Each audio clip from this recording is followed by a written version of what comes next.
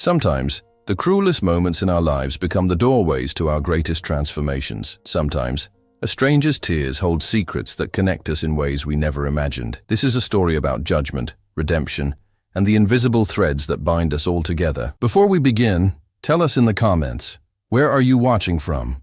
We love connecting with viewers from all around the world. And if you haven't already, hit that subscribe button and turn on notifications so you never miss our powerful stories. Trust me, you'll want to see what happens next. Now let's dive in.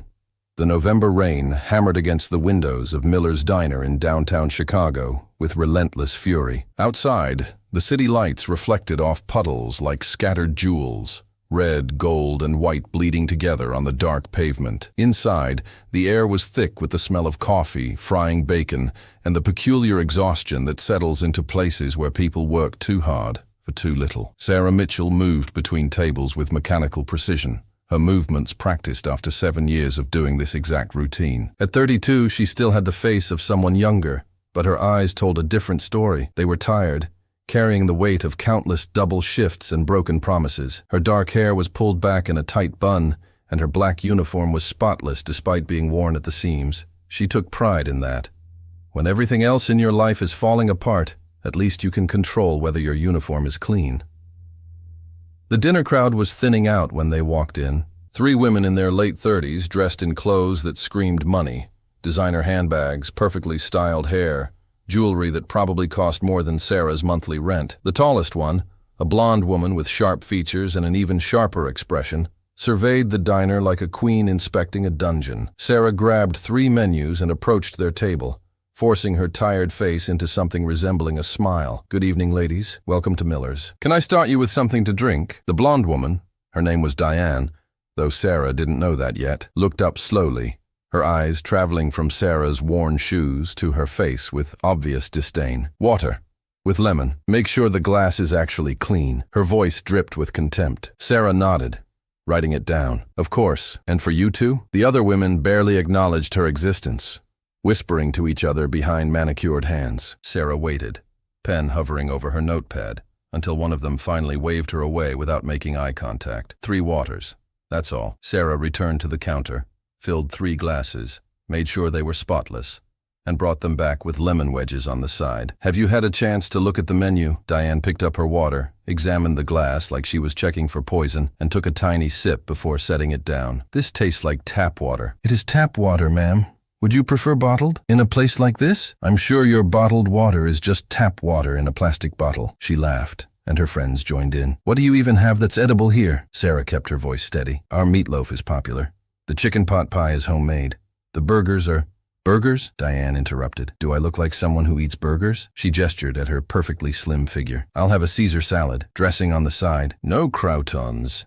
Extra chicken, and make sure the lettuce is fresh, not that brown wilted stuff." Sarah took the orders from the other 2 women, both variations of salads with extensive modifications, and headed to the kitchen. The cook, Marcus, looked at the order ticket and shook his head. "These women are going to be trouble." "I know," Sarah said quietly, "but I need this job." She needed it more than Marcus knew. Her son Tyler was 9 years old and had been diagnosed with type 1 diabetes 2 years ago. The medical bills were crushing her. She worked at the diner 6 days a week and cleaned offices at night. Her ex-husband had disappeared the moment things got hard, leaving her with nothing but debt and a sick child. Every dollar mattered. Every tip mattered. Even the cruel customers mattered because they still left money. And money meant insulin, meant rent, meant keeping the lights on. 20 minutes later, Sarah brought out their salads. She'd checked everything twice. Fresh lettuce, dressing on the side, extra chicken for Diane. "Here you are, ladies." Diane stabbed her fork into the salad, examined a piece of lettuce like it was a scientific specimen, and then dropped her fork with a loud clatter. "This is disgusting." Sarah's stomach tightened. "I'm sorry. Is something wrong with the salad?" "Everything is wrong. Look at this." She held up her fork with a piece of chicken. "This is dry. The lettuce is wilted, and I specifically said no croutons. There's crouton dust all over this." Sarah looked at the salad. It looked fine. The chicken was moist.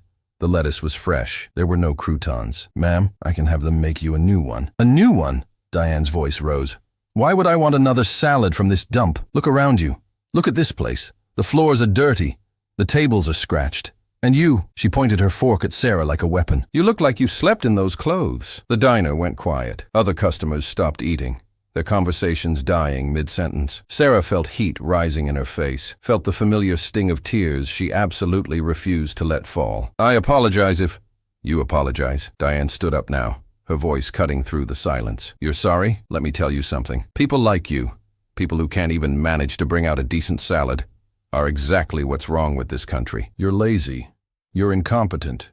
You probably didn't even finish high school, did you? Sarah's hands were shaking. She wanted to tell this woman that she'd had a full scholarship to nursing school before she got pregnant. She wanted to say that she worked 90 hours a week. She wanted to scream that she was doing everything humanly possible to keep her child alive, and this woman knew nothing about her life. But she said nothing, because she needed this job. Diane continued, emboldened by Sarah's silence. You know what? I feel sorry for you. This is probably as good as your life is ever going to get. Serving salads in a rundown diner, wearing clothes that should have been thrown out years ago, smelling like grease and failure. That's when Sarah heard the voice. That's enough. It came from a booth near the window. A man stood up, tall, probably in his early 50s, with silver-streaked dark hair and an immaculately tailored navy suit. His presence commanded attention, the kind of quiet authority that didn't need to be loud. Diane turned to him, her anger redirecting. Excuse me, this is none of your business. The man walked toward them slowly, his dark eyes fixed on Diane. Actually,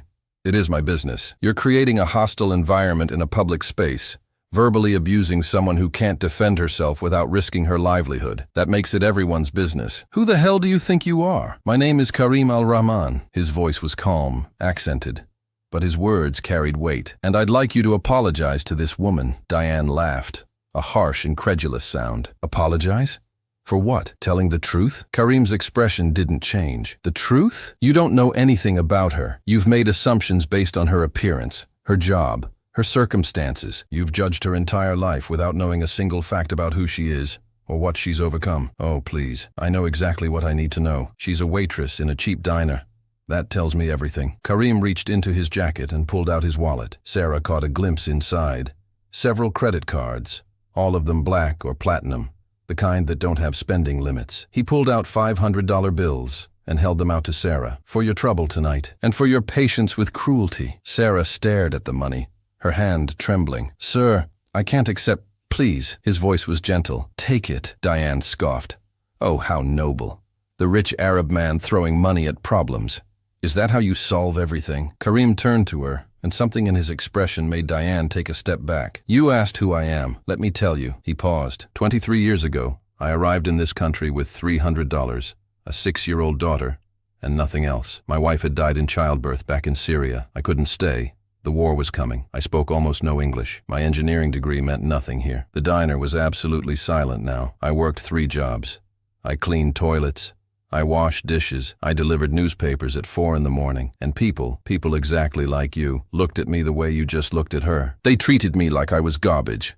Like I was invisible. Like my humanity didn't matter because I was poor and foreign and desperate. Sarah realized she was crying now, silently, tears streaming down her face. Karim continued. One night I brought my daughter to a diner just like this one. We shared one meal because it was all I could afford. The waitress, a young woman, probably around this woman's age, she saw us, really saw us. She brought my daughter an extra slice of pie, said it was a mistake in the kitchen. She smiled at us like we were people, not problems. That small act of kindness, it saved us that night. It reminded me that not everyone was cruel. He turned back to Sarah. That waitress didn't know that within 5 years, I'd have my engineering license recognized, that I'd start my own firm, that I'd build it into one of the largest construction companies in the Midwest. She didn't know that her kindness would be the thing I thought about every time I wanted to give up. Diane had gone pale. Her friends were already backing toward the door. Karim's voice softened. I didn't give you that money to solve your problems. I gave it to you because someone once showed me that kindness exists even in the darkest moments, and because I see in your eyes what I used to see in the mirror: exhaustion, fear, and a stubborn refusal to give up. Sarah couldn't hold it back anymore. She broke down completely, her whole body shaking with sobs that came from years of trying to hold everything together. Karim stepped closer. What's your name? Sarah, she managed through her tears. Sarah Mitchell. Sarah, why do you work so hard? The question broke something in her. My son, Tyler, he has diabetes. The insulin, the testing supplies, the doctor visits. Insurance barely covers half. I work here 6 days a week and clean offices at night. I'm trying to save up for an insulin pump that would make his life so much easier, but it costs $8,000, and insurance won't cover it because they say it's not necessary. Her voice cracked. I just want my son to have a normal childhood. I just want him to not have to worry about dying if I can't afford his medication. Karim pulled out a business card and wrote something on the back. This is my personal cell phone number. I want you to call me tomorrow morning. Why? Because I help people who are trying to help themselves. Because my company has a foundation that assists families with medical expenses. Because 23 years ago someone helped me when I had nothing. He paused. And because my daughter, the little girl who got that free slice of pie, she's now a doctor specializing in pediatric endocrinology. Sarah stared at him, unable to process what she was hearing. She works at Children's Memorial Hospital here in Chicago. I'm going to call her tonight and tell her about your son. She'll see him, work out a treatment plan, and help you navigate the system to get what he needs. The insulin pump, better insurance coverage, everything. I don't understand. Why would you do this for me? You don't even know me. Karim's eyes glistened with tears. Because someone did it for me. Because that waitress who gave my daughter pie. I spent years trying to find her to thank her. I never could. So instead I promised myself I'd be that person for others. I'd be the one who sees people when they're invisible. He turned to Diane one last time. You asked what kind of person I am. I'm the kind who remembers what it's like to be desperate. The kind who knows that judging someone by their circumstances is the cheapest form of cruelty. And the kind who believes that we're all one tragedy away from being exactly where she is. He gestured to Sarah. So before you judge someone for being poor, remember that poverty isn't a moral failing. It's a circumstance, and circumstances can change. Diane left without another word, her friends hurrying behind her. The other customers in the diner erupted in spontaneous applause. Marcus stuck his head out of the kitchen, his eyes red, clearly having heard everything. Sarah stood there, still crying, clutching the money and the business card like lifelines. Thank you. Thank you so much. I don't know what to say. Say you'll call me tomorrow. Say you'll let me help. I will. I promise. Karim returned to his booth, ordered a coffee, and sat there for another hour working on his laptop. When he left, he put another $100 on his table for a $10 coffee. Sarah stood in the middle of the diner, looking at the business card, and for the first time in 2 years, she felt something she'd almost forgotten: hope. The next morning, Sarah called the number on the card. Karim answered on the second ring. Sarah, I'm glad you called. I've already spoken with my daughter, Amira. She's expecting you and Tyler at her office tomorrow at 2. Mr. Al-Rahman, I don't know how to thank you. You don't need to thank me. Just promise me something. Anything. Someday, when you're in a position to help someone else, do it. That's how we change the world. One act of kindness at a time. Sarah took Tyler to see Dr. Amira Al-Rahman the next day. Amira was warm, patient, and thorough. She spent 2 hours with them, reviewing Tyler's medical history, adjusting his treatment plan, and explaining every step. At the end of the appointment, Amira smiled at Sarah. I've contacted a medical equipment company we work with. They're donating an insulin pump for Tyler. It'll be here next week. Sarah's hand flew to her mouth. Donated?